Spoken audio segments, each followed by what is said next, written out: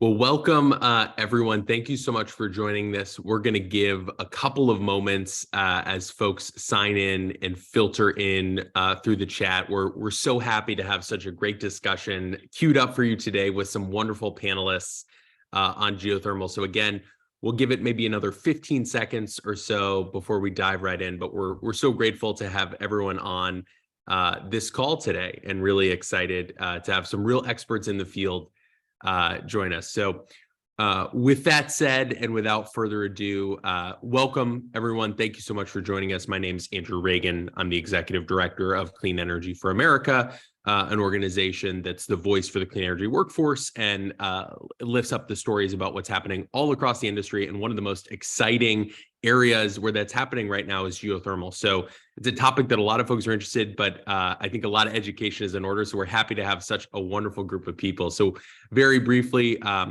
Caity Smith, our moderator, is the head of stakeholder engagement at Zanskar Geothermal and Minerals. Wilson Ricks is a researcher at Princeton ZERO Lab. Joe Moore is a research professor and managing PI with Utah Forge. And Gabe Malek is the chief of staff with Fervo, a geothermal company based in Texas with operations in multiple states. So without further ado, thank you so much for joining us, Caity. I will let you take it from here. We're really excited for this conversation. Great. Thanks so much, Andrew. Thanks for bringing this great group together today to talk to your audience about geothermal. So hi, everyone. Like Andrew said, my name is Caity Smith. I am the head of stakeholder engagement with Zanskar Geothermal and Minerals based in Salt Lake City, Utah. I have worked in the geothermal industry since 2007 in a variety of roles, both here in the US and internationally. And I'm really excited to be here today with this great group of panelists to talk about geothermal. So I'm going to give each of them about 30 seconds to introduce themselves, and then we're going to go into some rapid fire questions, some longer form questions, and then we will have time for audience questions at the end.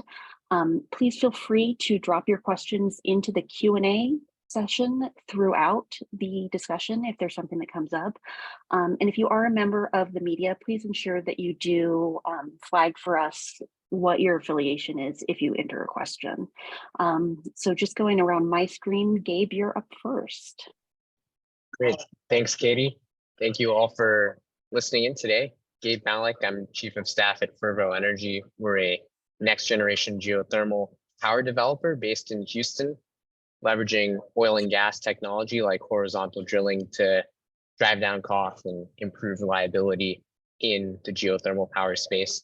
And in my role as Chief of Staff, I wear a variety of hats, spend a significant amount of time on managing our IRA compliance, support our fundraising work, help support our policy engagement and external affairs. Thanks again. Great, thanks, Gabe. Joe, you are up next on my screen. You're currently muted. Thank you.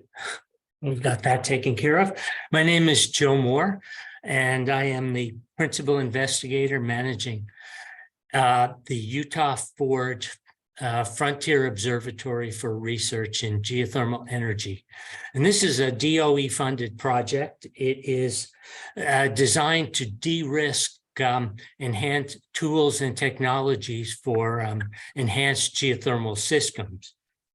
It is the world's only field-scale laboratory where this is currently being done with its main goal of de-risking tools. Thank you. Great, thanks, Joe. And last but not least, Wilson. Thanks, Caity. I'm Wilson Ricks, a graduate researcher at the Princeton University Zero Carbon Energy Systems Research and Optimization Lab, or ZERO Lab. We do a variety of large-scale systems-focused energy analysis. And in my research, I've focused heavily on the potential role of geothermal power in future decarbonized electricity systems, as well as opportunities to better design and operate geothermal systems to meet the needs of future grids. Great, thanks, Wilson. Thanks to all of you. Great, like I said, great to be here today. I am going to give a quick overview of geothermal for the participants on the call, just in case you are not familiar. So This figure is from the Department of Energy's GeoVision report, which came out in 2019. And it shows really the three main uses for geothermal that we talk about on a regular basis and that we'll be potentially discussing today. So there's geothermal heat pumps, which are generally used for heating and cooling of buildings, traditional hydrothermal resources, which are the majority of the resources that we see throughout the Western United States. These are naturally occurring resources that have existing fracture networks, as well as some sort of fluid that we can extract that from deep within the earth, run that through a power plant, and then inject it back in to create electricity. And then finally, enhanced geothermal systems, which you already heard both Gabe and Jill mention. These are engineered resources. So while they contain heat that's similar to the hydrothermal, generally these are taking place in areas where there's not that existing fracture system or fluid. So our brilliant scientists are actually going in and engineering and creating those ideal systems so that we can have geothermal power. Next slide, please. There's a lot of different applications that geothermal technology can be used for, both on the power generation side and direct use. Generally, when we're looking at power generation, we are looking for temperatures that are above 250 degrees Fahrenheit or higher. We can go a little bit lower for electricity, but it gets a little more difficult. However, those lower temperature resources are great for direct use applications, such as food processing, greenhouses, fish farming, industrial drying and other processes, and the geothermal heat pumps. And then next slide. Finally, I just wanted to talk briefly about where geothermal is. So currently, the US is the largest producer of geothermal industry in the world. But as you can see, there are 4 other countries in the 1 gigawatt geothermal country club with us. And throughout the world, and there's a couple more, Mexico, Kenya, and Italy, who are getting pretty close. So exciting time for geothermal. We're seeing a really big resurgence of interest in geothermal here in the US and internationally. So excited to talk with you more today. So we're going to start off with some rapid fire questions. So we'll just kind of go around the room with our panelists. Keep them short and sweet so that we can move on to the next one, and then we will get into the more detailed questions after that. So starting, I'll go the opposite order this time. Wilson, what's the most important thing about geothermal that you want folks listening to this webinar to understand before we really start to dig into things?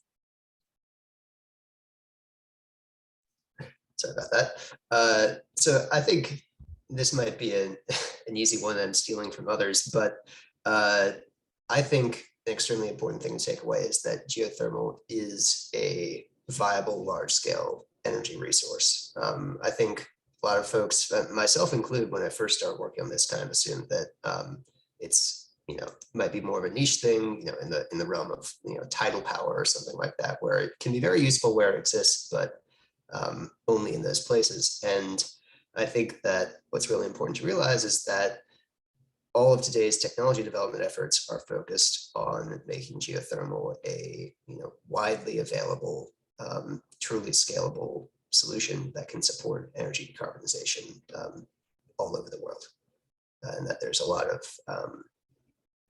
great movement in that direction.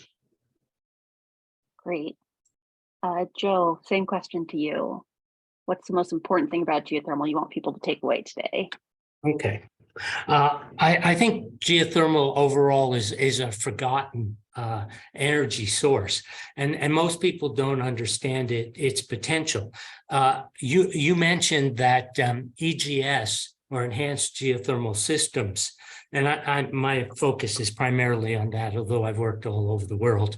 on conventional systems. But if we looked at the amount of heat that is stored, say, between 2 and 4 miles depth, and we extracted 2% of that energy between 2 and 4 miles, we would have more than 2,000 times the yearly US needs. So the amount of energy stored beneath our feet is enormous. It can't be used up. It is renewable. It's always moving upwards from the center of the earth. And I don't think people realize that just 2% of that could power the US. And so enhanced geothermal systems, which is what we're looking at, are needed to extract that heat. These rocks don't have the fractures that allow water to circulate and produce hot springs. Basically, we're looking in areas where there are no hot springs entirely across the country.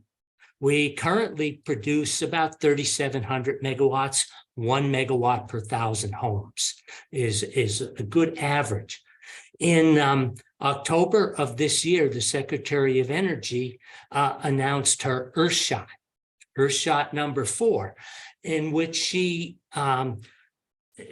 asked us to produce 90,000 megawatts by 2050. So to go from 3,700 to 90,000 megawatts is a big jump. And there aren't enough hot spring systems to do that. The only way we're going to do that is to make our own reservoirs where none exists naturally. And that's the goal of enhanced geothermal systems. She also asked us to reduce the cost by 90% of geothermal energy, which is a big decrease. Just finally, one of the issues, and maybe we'll come back to it, is transmission, right? You need to build a geothermal system or a conventional system near transmission lines, and you have to produce that electricity and build power purchase agreements. Well, we don't. The goal of enhanced geothermal systems is build it wherever you want. We can find the heat wherever we need to be at drillable depths now. And so we can build geothermal reservoirs, as I said, where none exist. We can use them for direct use, heating, cooling. We can use them for energy storage. We can use them for electric generation. And I think that's the message we need to get across. Great, thanks, Joe. And just for everyone watching, the Department of Energy is having an event surrounding the EGS Earthshot. It's a virtual event happening in mid-May. I don't have the date off the top of my head, but Joe talking about 11th. Yeah, the 11th, talking about the Secretary Granholm announcing that in October reminded me. So if you're interested in learning more about EGS, that would be a great opportunity as well. So finally, Gabe, to you, what is the most important thing about geothermal you want people to take away today? Yeah, I think, and I'm sure Wilson will have more thoughts on this, but I'd like to emphasize that geothermal is really key to a fully decarbonized grid. If you look at a state like California that's really built out abundant solar and wind, that can help us decarbonize the grid during the day. But when those intermittent resources go away at night, we need a firm 24/7 carbon-free resource available, and geothermal can provide just that. So when we think about getting to a fully decarbonized grid, we need geothermal. And I think geothermal, because of its 24/7 capabilities, can also play a pretty critical role in other forms of decarbonization, whether that's coupled with heavy industry and hydrogen production or direct air capture. There's that versatility that comes with having a reliable carbon-free resource. Yep, great, thanks, Gabe. One more of these quick 30-second answers. What's the biggest misconception that people have about geothermal, in your opinion? We'll come back around to you, Wilson. Let's see. This might be one level deeper than the surface, but I think one thing that I've heard, at least from people who have kind of a surface level knowledge of geothermal and especially enhanced geothermal systems, is, well, we need some, like, this could be a globally viable energy resource, but we need some kind of massive technological breakthrough to make that a reality. We need either extremely low drilling costs, like laser drilling or something like that, or some other similar breakthrough to make it viable as an energy resource. And I think that's not true. I think that we have essentially everything we need to make geothermal cost competitive nearly everywhere. And I think it's really just about perfecting the techniques that have already been applied in things like the oil and gas industry, and really learning as we go and design these systems well. And obviously the drilling breakthroughs would help, but it's not a critical must win on that front. Great, thanks. Joe, biggest misconception about geothermal? That's a good question. There are issues like it's expensive. We're not going to do it in my backyard. We're going to create earthquakes that will be damaging. That all we're going to do is frack, and this fracking is going to create earthquakes like it does in mid-continent. People don't realize, in fact, that in geothermal, we put the water back where it came from. It is not taken to another area and injected into specific injection wells where seismic events happen. People don't realize it's environmentally benign. They don't realize how small the efforts are. I've heard people say, well, I could see the lights from the power plant 6 miles away. Well, that's really not a big problem when I have windmills. That's, in fact, at Milford, we have 168 windmills that span a length of 7 miles, whereas the geothermal plant sits on 5 acres. So people really don't have an understanding of what a geothermal system looks like, what a plant looks like, how the water is recirculated. There's no gases coming out of these wells like in the oil and gas situation. And so I think it's a matter of education. Let's go show you what these look like. We'll take you out there and you can see for yourself. Oh, welcome to my soapbox, Joe. I've been there. The education part is definitely the soapbox that I stand on a lot of time, which is why I'm excited to be here with all of you today. So Gabe, biggest misconception? Yeah, I think we all spend a lot of our time on soapboxes. I would say one big misconception is people overestimate the risks associated, how risky geothermal projects are. And Joe talked about the environmental side, but I would just emphasize the business and financial side, because we did have a whole slew of investors and companies that felt burned by geothermal 1.0, geothermal of the past. I think that colors their understanding of geothermal today. But imagine if you judge the sophistication of the mobile phone industry of today based on flip phones. We obviously know that industry has evolved massively over the last few decades. And the phone that you had in the mid-2000s looks dramatically different than the iPhone you carry today.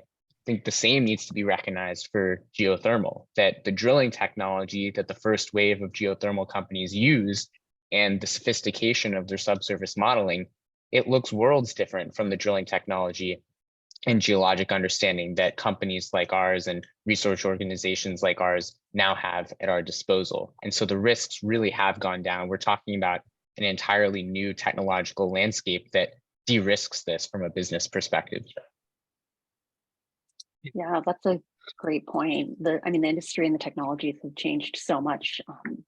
And I know Joe's been around in the industry longer than I have, but just since those mid-2000s, there's been so many advancements. Great. So we're going to jump into some of these a little bit more in-depth conversation. So I think we've mentioned a few times during this rapid fire that geothermal really does have a place within the decarbonization of our energy system. So Wilson, can you talk to us a little bit more about what geothermal's role really is? Yeah, happy to. And I think this is something that I could also have fit into the misconception question, but I think, at a surface level, people look at, various energy sources, and the instinct becomes, what is the cheapest form of energy we can get? What is the form that has the least, outside impacts? And we should just go with that. And that is fundamentally very different from how energy systems work, where it's not about, there is no technology that can do everything. It's about building a system that works well as a team and delivers, energy at the lowest cost with the greatest co-benefits. And so within that context, I think it's important to realize that geothermal is not for example, it's not a competitor with wind and solar. I think everyone recognizes that wind and solar have gotten extremely cheap, that they're going to make up that they're scaling up rapidly, and they're going to make up a large portion of the electricity system. And geothermal's role is not to somehow beat wind and solar. They're very good at their own game, which is generating just cheap bulk power that does not necessarily come at the times when you want it.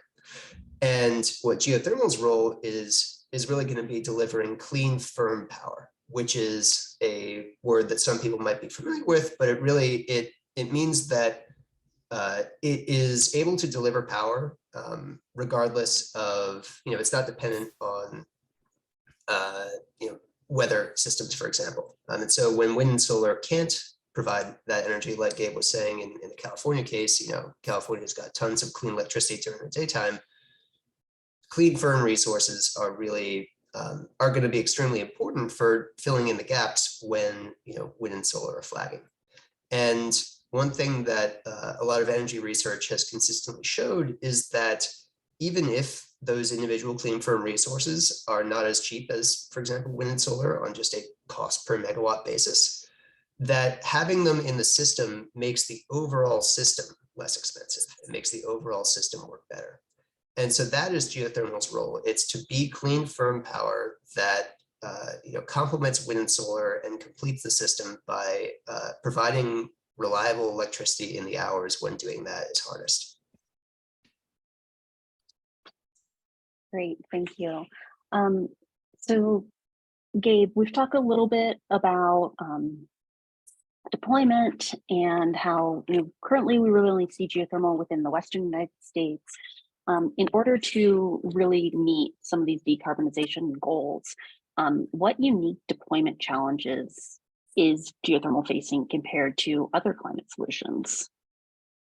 Thanks, Caity. And I'm glad we're focusing on the word deployment, because I think it goes back to Wilson's point earlier that this technology is ready today to be deployed. This is not a 10-year in the future moonshot. But to answer your question directly, I think despite the similarities in geothermal drilling and oil and gas, we see significantly greater permitting and regulatory barriers for the geothermal industry that really slow down our deployment timelines. So you look at studies like GeoVision from the Department of Energy, you see that on average, geothermal projects take 7 to 10 years to develop. And 70% of that time is spent waiting for permits. One of the challenges we face as an industry is we have to not only drill beneath the surface, but then we have to construct power plants on the surface. And both of those processes carry separate permitting requirements through the National Environmental Protection Act, or NEPA. And so one thing that we're really pushing for at Fervo, and I know across the industry, is to streamline that permitting process and allow for the same accelerated development that our peers in oil and gas face, given those similarities. So that begins with the leasing process, and so much of geothermal land in the West is on federal land, and it continues throughout the permitting process to begin exploratory drilling, to construct the power plant. There are ways to streamline that by bundling permits into one chunk, not requiring duplicative permitting processes that can really cut into that 7 to 10 year timeframe, which we just don't have to get to a fully decarbonized grid. Yeah, I think that's a great point, Gabe. Especially with states such as California and some of their recent mandates to bring on the baseload renewables to fight those intermittency problems. A lot of them are looking to bring energy onto their grid in a much shorter timeline than that 7 to 10 years of the traditional geothermal development. So in order for us to, get our piece of the pie or be part of the party, some of that needs to split up. So that actually leads really well. Joe, can you talk to us a little bit about what steps the Department of Energy or other government entities can be taking or need to be taking to help increase geothermal development within the U.S.? Absolutely. I'd love to, and thank you. It's close to my heart. If we think about EGS building reservoirs where none exist, this isn't a new concept. We've known that there is heat beneath our feet. We know we can access it. We know we can drill these depths, and we actually know what the temperature will be at any depth. We can calculate it. The temperature gradients are well known. But and since the 70s, there have been some 15 odd attempts to build these reservoirs. And that's a lot. And they've been all over the world. But what we've discovered is there is no enhanced geothermal system today that generates, say, more than 1.5 megawatts, and that one happens to be in France. And we'll find out what Fervo is going to generate soon. But it looks very, very encouraging. But currently, we don't know of any than more than 1.5 megawatts. We find that the flow rates are very, very low. And when I think about, say, a conventional geothermal system, I want to see 600 gallons a minute. And I'd love to see 2,000 gallons a minute out of a geothermal well. That's a big flow rate, right? That's a lot of milk bottles and swimming pools. But we don't have any that do that. We find that instead of seeing these big fractured reservoirs, and the goal of EGS is pump water into one well, the water will circulate through the hot rock, extract heat, and then we pump it out of the second well or the production well. Okay? We find that in these natural systems, flow is dominated by 1 or 2 fractures. Okay? So there's no fracture network that is constantly supplying the heat, which is coming from the core of the earth. So that's a big issue. And of course, induced seismicity has been a problem in some areas, and we need to work with that. So what do we need to do? We need to build an interconnected fracture network. We need to prove we can do that. And it sounds simple, but the earth doesn't like us to try to modify its own stress field. It doesn't want to make fractures where we want them. So we have to learn how to make these fractures. We have to demonstrate sustainability. That's important. If we look at an oil and gas well, for example, it takes about 2 years to pay it off. Everything after 2 years is profit. It takes about 15 years to pay off a geothermal well. So that's a long period of time before you've actually paid for that bloody well. So you need to be able to sustain that reservoir. Obviously, 30 years is a typical plant life cycle. And so that's important. Fervo has done something very interesting, and this is clever. They're working within a temperature regime where tools work. Forge is working in a temperature regime where it turns out tools don't work. So up to about 400 degrees, tools mostly work. These coming from the oil and gas industry. They've been tested up to temperatures. Once you get above 400 degrees Fahrenheit, everything fails. Okay, and so one of the goals of our project is to develop the tools that we need at higher temperatures, because the energy that we get out of higher temperature water is greater. Okay? So if we're going to build these things everywhere, we're going to drill deeper ultimately, and we want to extract as much energy as possible. So we need to do that. And we also need to create a roadmap so Wilson or Gabe can go anywhere. It can go east of the Mississippi. There's no reason not to. We know the heat's there at depth. We know we can generate electricity or natural or heating, greenhouses, agriculture, district.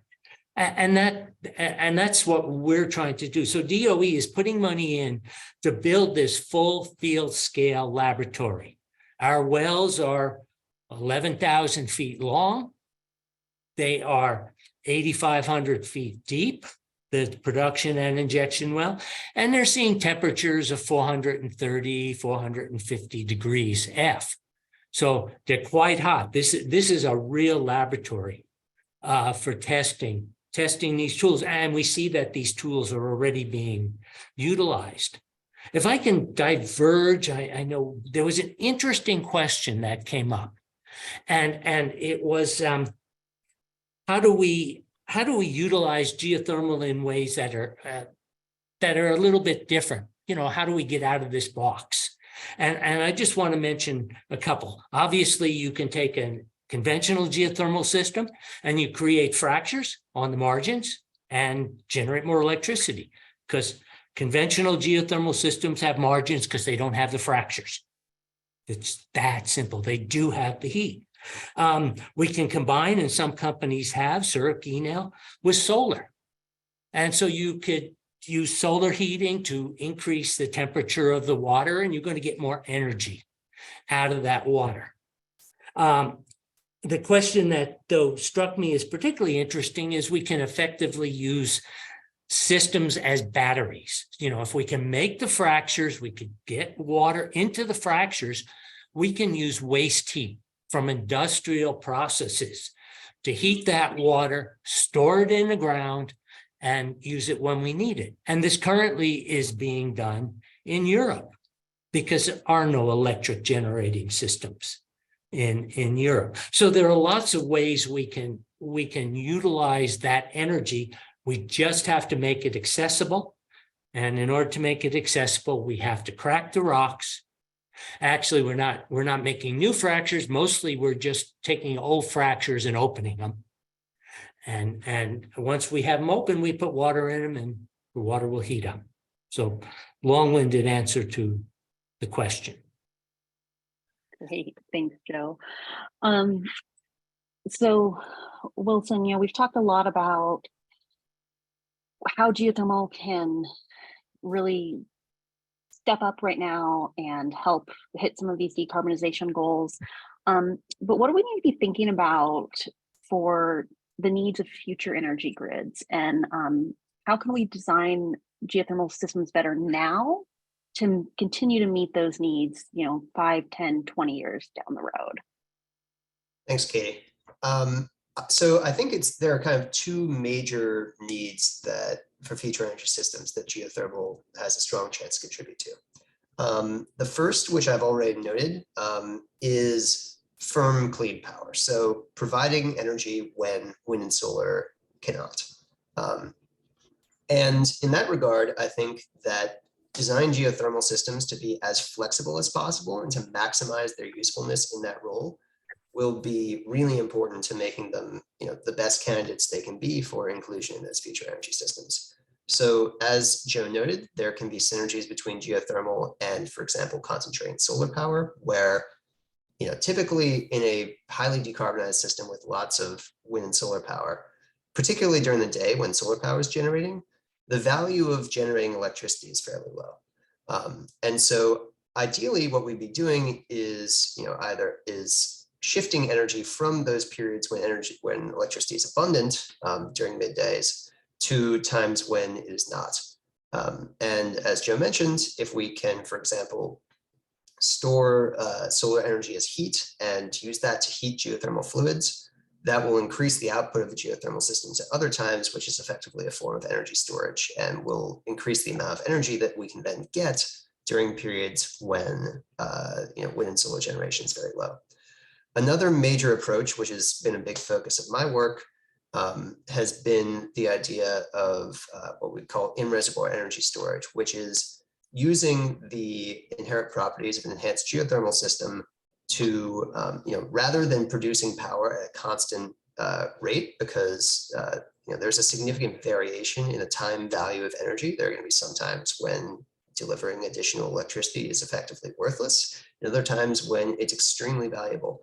And so if we can, rather than producing at a constant rate, instead maximize production and maximize efficient use of the heat we're extracting during periods when electricity is most valuable, that can significantly enhance the overall value of the geothermal plants, which is what our research has shown. And if we can allow these systems to operate flexibly and potentially even integrate with other sources of heat, like Joe mentioned, that can significantly increase the amount of contribution that geothermal can make to a decarbonized grid.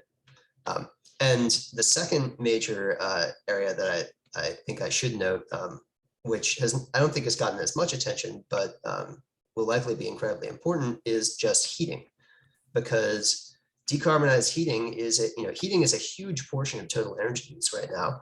And decarbonizing it is a real challenge because a lot of it comes from just burning fossil fuels today.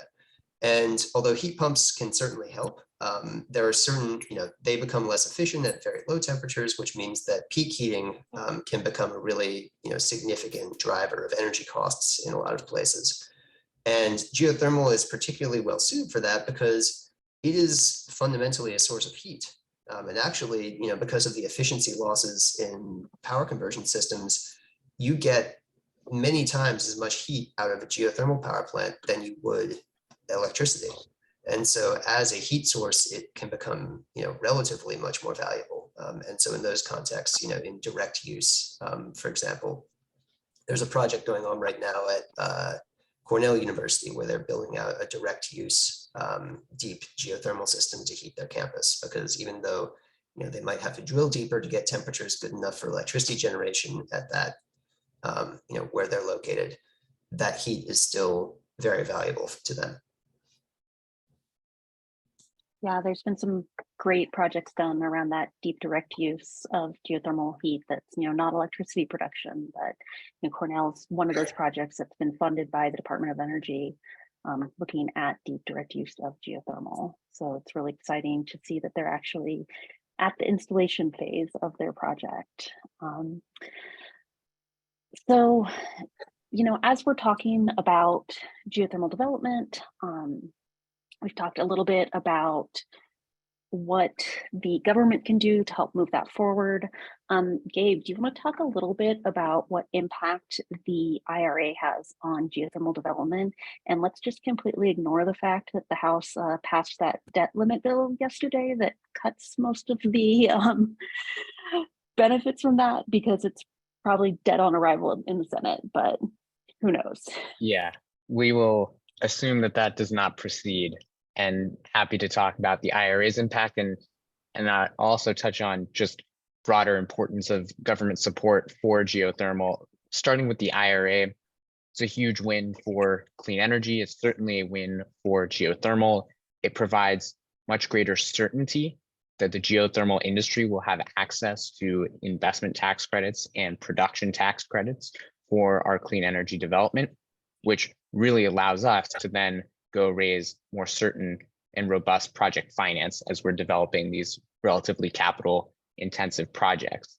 I do want to emphasize another aspect of the IRA, which is it's not only the ITC, PTC, but some of the bonus credits that come along with it. So wage and apprenticeship, we haven't really touched on the labor component of geothermal, but one thing that we are very excited about as a company that leverages oil and gas technology directly is transitioning workers immediately from the oil and gas space into clean energy development.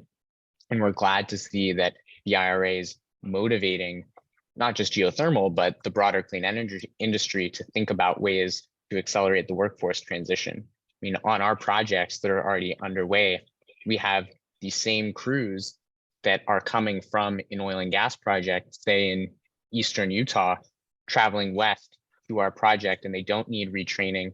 They don't need any sort of new, refreshed insight or skills building. They have those skills. They now can just apply them directly to geothermal. So I think that's just one additional component of IRA that I wanted to highlight. And then taking a step back on government support for geothermal writ large, the IRA is a significant win, but there's still more work to be done, I think, on where the federal government can step up to support geothermal. And projects like Forge that Joe has talked about are critical. And we at Fervo have benefited so immensely from the research that's going on in real time at Forge. And we just need more of that federal support for geothermal deployment. Just a few numbers to put all of this into perspective. So the federal government has allocated $74 million in funding for geothermal demonstrations split across 7 projects. 7 projects, $74 million. The EU has provided a 100 million euro grant for just one project, for just one company. So 100 million for one company, 74 million for 7 here in the US. Now think about 74 million with an M for geothermal compared to 3.5 billion with a B for direct air capture demonstrations here in the US. We spent a lot of time talking about the importance of geothermal to a fully decarbonized grid. And I think what we're looking for is federal funding that's proportionate to the impact that geothermal can deliver. And we're not there yet. Yeah, that's a great point, Gabe. And I think it's something that we've touched on a lot of our answers, is just that equal treatment of geothermal compared to direct air capture or oil and gas drilling, as well as other renewables. So yeah, it'll be interesting to see what we have going on and what changes we can make here in the US to further expand geothermal development.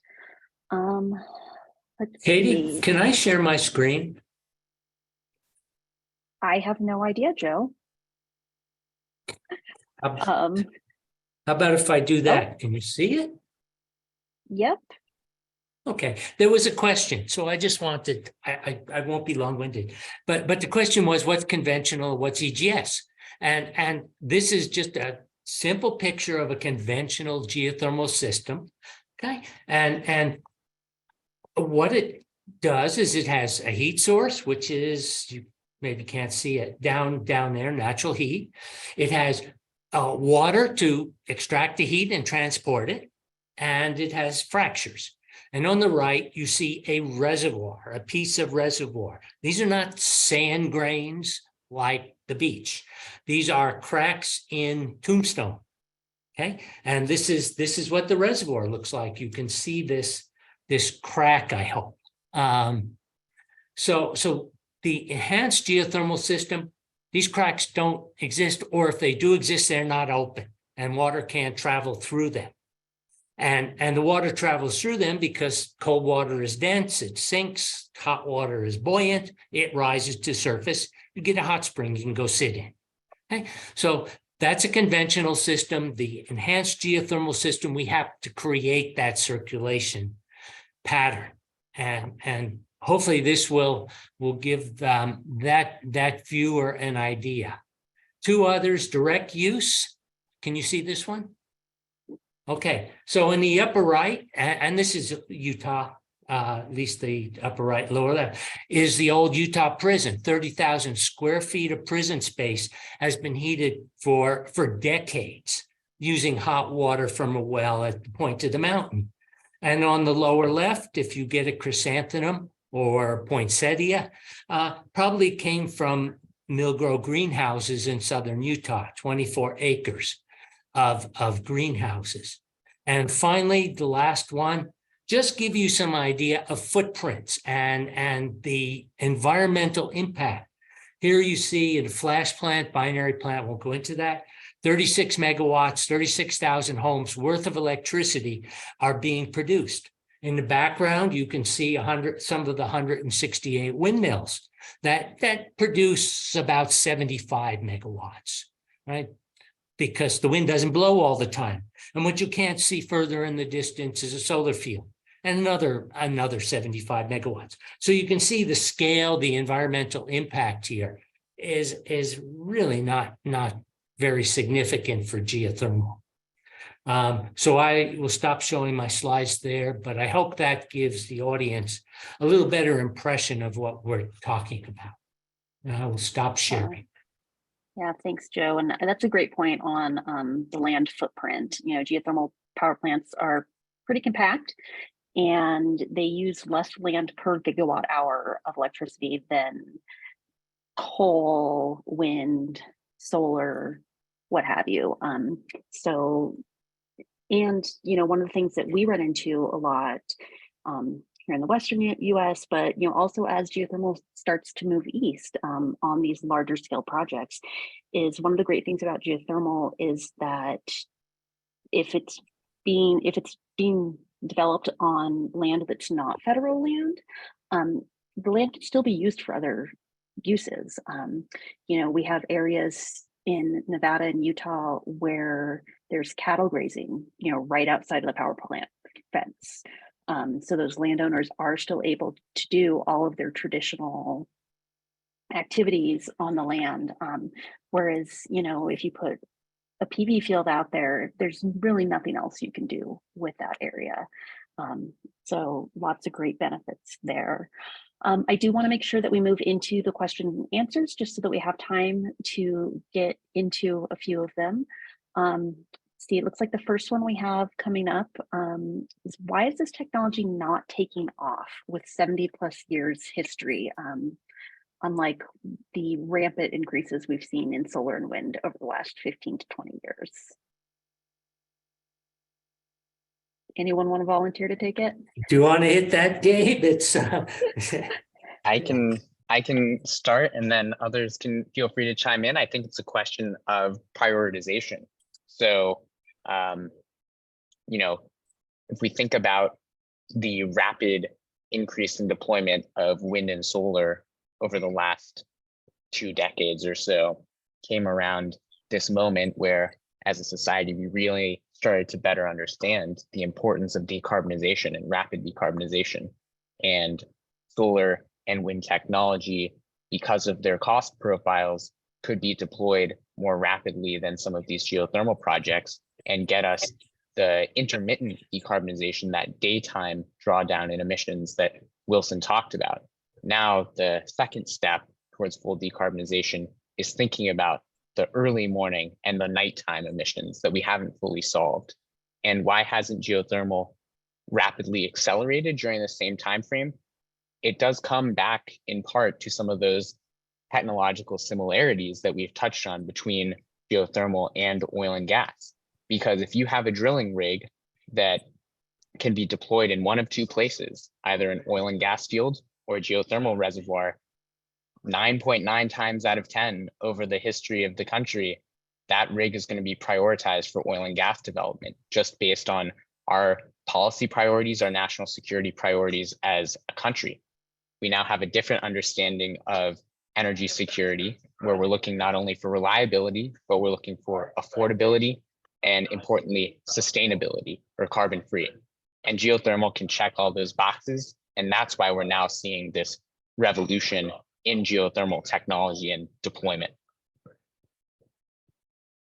I think that's a great point, Gabe, about the market issue, where, you know, when the objective is just, you know, deploy clean megawatt hours, wind and solar can be deployed at very small scale. You know, even when they were more expensive, there were still applications for solar panels in, you know, spacecraft and other things. And so they become a very easy solution for just, you know, generating clean power regardless of when it's needed, which obviously is great when all the power is dirty.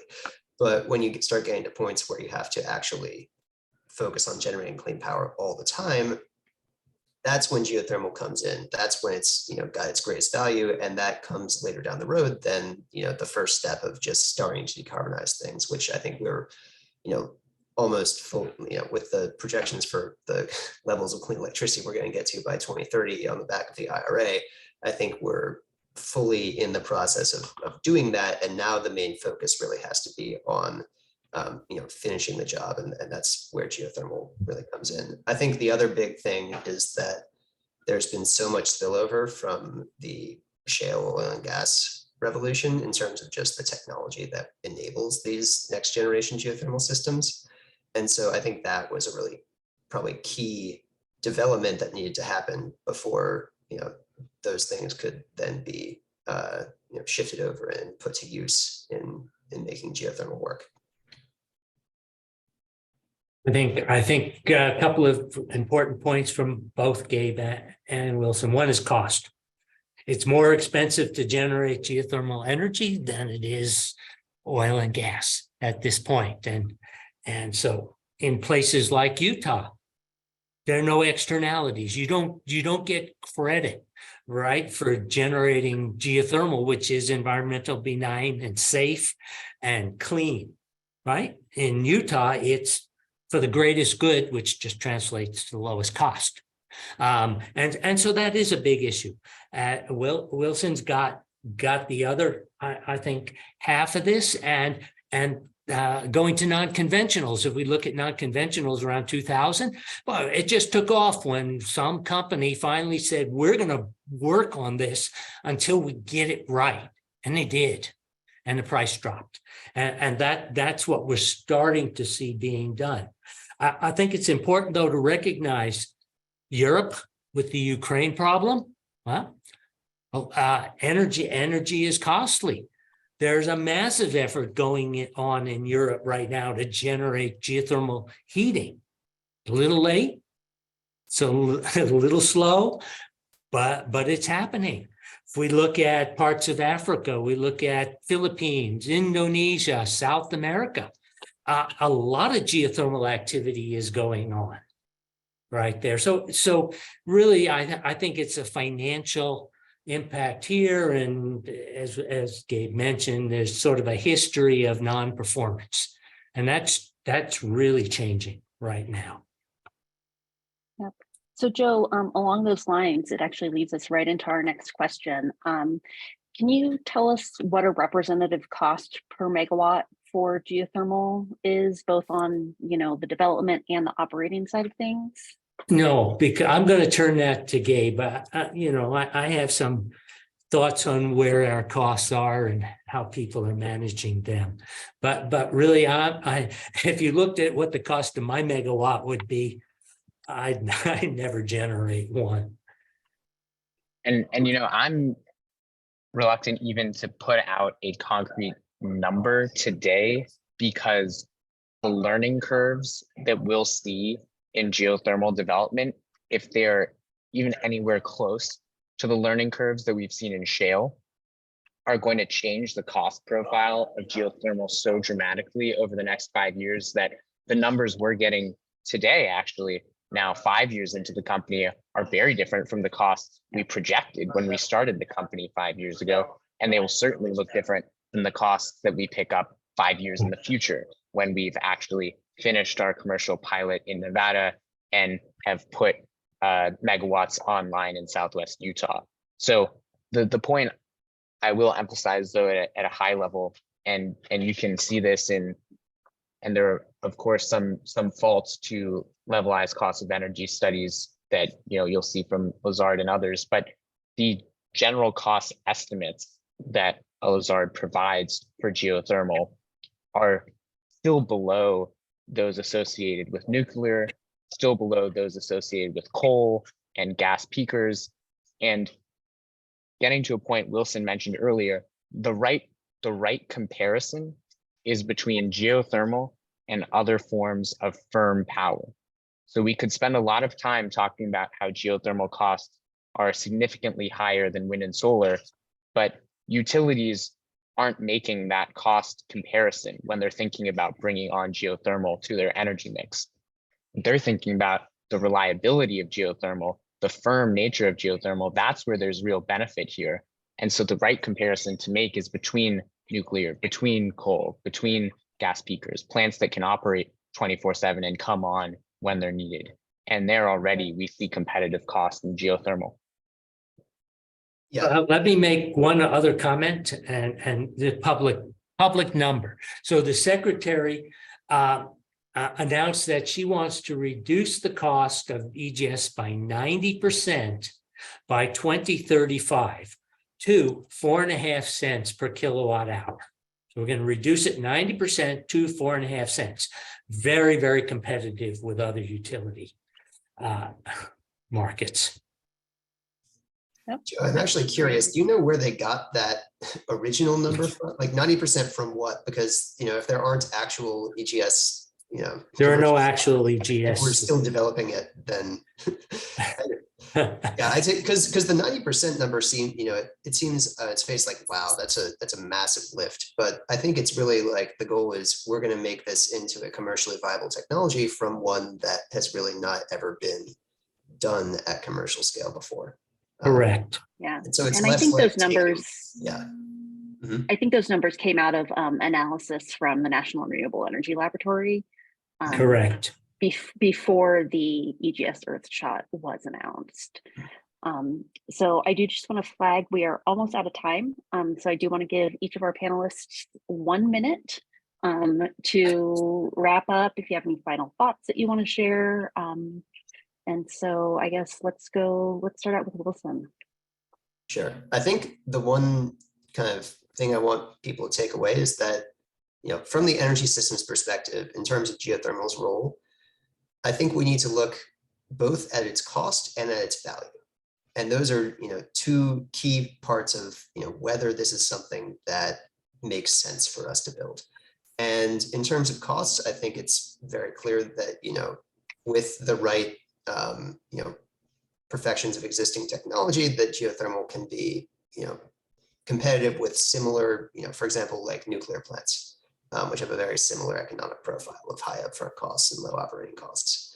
I think then, but in terms of like, being a useful part of the energy system, the real key point is that geothermal can deliver energy when that energy is extremely valuable. And especially if it's designed and operated flexibly with either thermal or just geomechanical storage, that we can maximize that value and make it into a much more worthwhile energy resource than something like just LCOE might suggest. And so just to take away that energy systems are complex, single numbers for cost really don't tell us what we will actually want to deploy. And geothermal certainly has the value profile to contribute, even if it can't just compete one for one on cost with wind and solar. Great, thanks, Wilson. Gabe, 1 minute, final thoughts. Great. I think I'd just like to emphasize, first and foremost, it's a point we've made repeatedly, but the fact that geothermal is ready now, it is ready today for deployment. Our company, Fervo, we are completing our first commercial pilot in North Central Nevada this summer, and we'll be breaking ground on our full-scale development in Southwest Utah later this year, with already around 100 megawatts contracted to off-takers in California. So this is happening now. It's happening in real time. And where we sit as an industry is not on far in the future lab tests. It's on getting through the valley of death to deployment. And that's where I think we can see some critical support from government, from other sources of non-dilutive funding to step in where project finance isn't yet ready to jump. And if we can get that support, then I think we're looking at a much stronger, resilient, decarbonized grid. Well, Great. I'm just going to chime in. Caity, thank you so much. Gabe, Joe, Wilson, it was so wonderful to have all of you on. Caity, I don't want to take any final words from you, but I wanted to just thank everyone as we wrap up here. Great, thanks, Andrew. Joe, last words. Oh, well, personally, I think geothermal energy can make a very significant contribution to U.S. and in fact, world energy sources. I think building geothermal systems where none exist today is a viable solution. It's environmentally benign. It's inexhaustible, it's renewable. I see no major stumbling blocks other than we need to continue to pursue industrial scale tests and this research. Great, thanks, Joe. So yeah, I am cognizant of the fact that we are technically over time here, so I will not have any lengthy closing remarks. I do just want to say thank you to Gabe, Joe, and Wilson for joining us here today. And thank you to Andrew and the rest of your staff for putting this together. I think we probably could have gone for another hour or two. I've got a bunch more questions. There's a lot of things that we touched on. So I do encourage everyone to, learn more about geothermal energy. Check out the Department of Energy's Geothermal Technologies Office website. They've got some great resources. Geothermal Rising, as well as the International Geothermal Association, have great resources as well. And thanks so much for joining us today. Thank you. Thank you. Thank you all so much. It's been a real pleasure. We appreciate everyone who joined. And 101 is in the books. We look forward to 201 in the near future as we continue to learn more about this incredibly important area of clean energy. So Caity, Gabe, Wilson, and Joe, thank you one more time. And thank you to everyone who joined us. We look forward to seeing you again soon. Bye-bye. Thank you. Everyone. Have a great day. So.